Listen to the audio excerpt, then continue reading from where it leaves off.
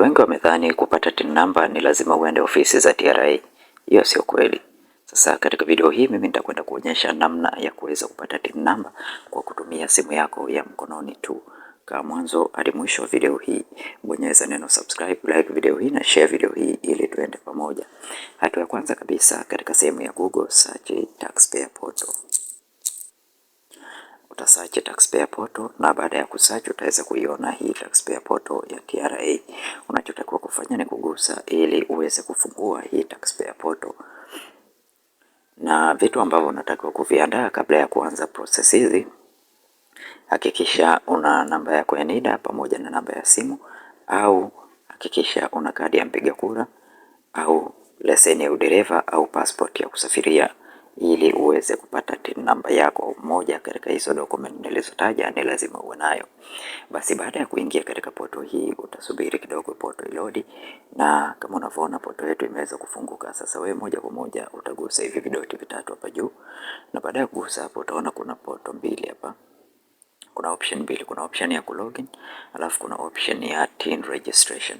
Unachotakiwa kufanya ni kuja katika sehemu hii ya TIN registration ili uweze kujisajili na TIN yako.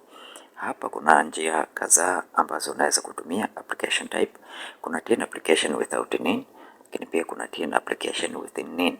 Kwa kama wewe hauna kitambulisho cha NIDA utatumia hii TIN application without NIN, lakini kwa wewe ambaye tayari una NIDA yako utatumia TIN application with NIN. Utagusa hapa kwenye TIN application with NIN.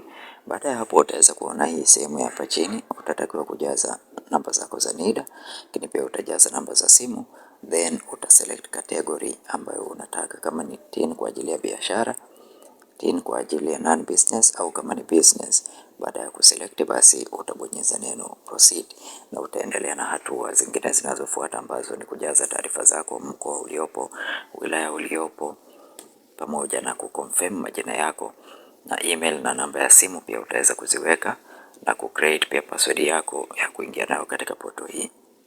Hiyo ni kwa kutumia namba ya NIDA. Lakini kwa wewe ambaye hauna namba ya NIDA ila una kadi ya kura, una kitambulisho cha Mzanzibari, una leseni ya udereva pamoja na passport ya kusafiria, unaweza ukatumia kitambulisho mojawapo katika hizo. Wewe utakuja kwenye hii sehemu ya TIN without NIN. Utagusa hapo na utascroll chini hapa ili uweze kuona hapo. Utaselect category unayotaka, kama ni non business au kama ni business utaselect unayotaka wewe, then utabonyeza tu neno proceed. Hapa sasa utaweza kuona hatua hizi, individual application without NIN. Utajaza hapa title yako kama ni Mr, then utaselect gender.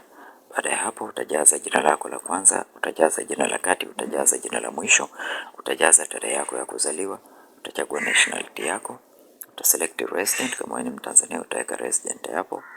Nationality yako hapa utaweza kuisearch. Okay, utaweza kuisearch nationality hapo, kama ni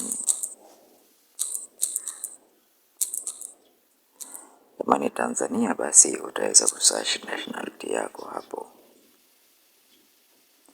Okay, utajaza nationality yako hapo, na baada ya hapo utashuka hapa chini, utachagua contact type. Kama unatumia email au namba ya simu utachagua wewe mwenyewe. Mara nyingi napendelea utumie email, lakini pia unaweza ukatumia namba ya simu kama umesajili kwa NIDA yako mwenyewe.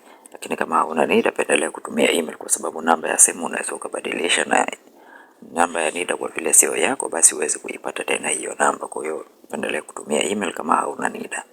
Baada ya hapo kisha tumia email, utajaza email yako hapa, then utabonyeza hii neno add contact hapo. Baada ya hapo utaweza kuona contact yako imewekwa hapa.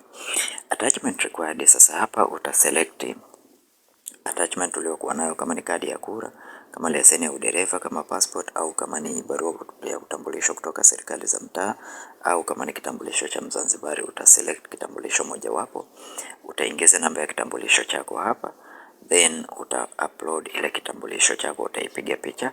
Baada ya hapo utai-upload, then utabonyeza save and continue.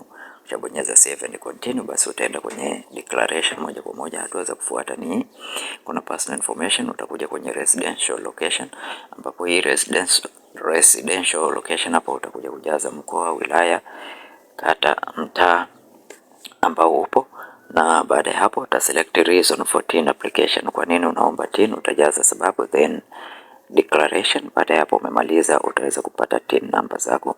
Kwa hiyo ambaye ni mara yako ya kwanza kuingia katika channel ya Feaboy, bonyeza neno subscribe, like video hii na share video hii kwa wengine wengi zaidi.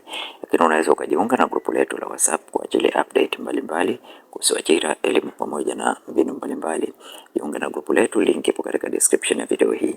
Na kama unahitaji kusaidiwa kupata TIN namba yako leo, kisha unanicheki WhatsApp, namba zangu zipo katika description ya video hii. Asante na karibu, tukutane tena katika video inayofuata.